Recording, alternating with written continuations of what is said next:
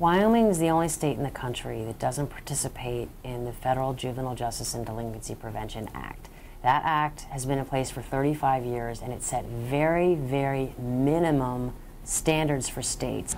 Wyoming has a tradition of coming kicking and screaming into compliance with federal standards. Something I want to get on the record. We keep talking about how we're out of compliance with federal guidelines. Remember, we opted out of those guidelines.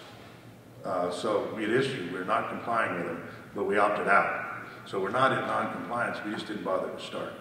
There are 4 core requirements of the Juvenile Justice Delinquency Prevention Act, the JJDPA.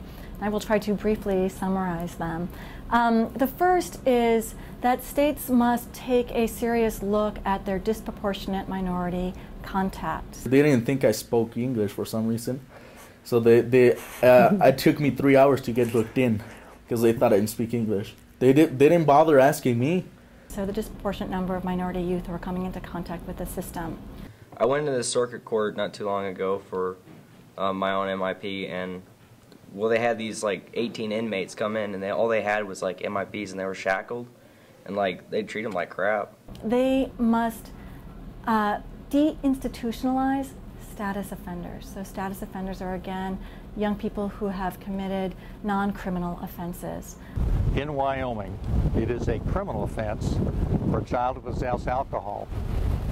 Most other states treat that as a status offense, means it would not be an offense if it was committed by an adult. States are not allowed, except under narrow circumstances, to put status offenders in detention or institutions. Unfortunately, we still have judges, we still have prosecutors who like to have that hammer over the juvenile's head to say, hey, this is a criminal offense. If you violate, you can go to jail. States must also abide by 2 mandates that ensure that young people do not come into contact with adult offenders.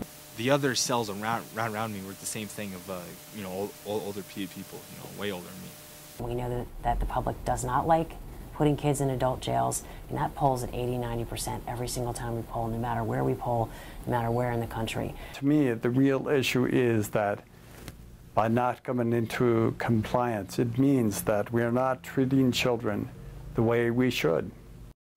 Wyoming Kids Count, a project of the Wyoming Children's Action Alliance, working to improve and promote the well-being of Wyoming's children and families.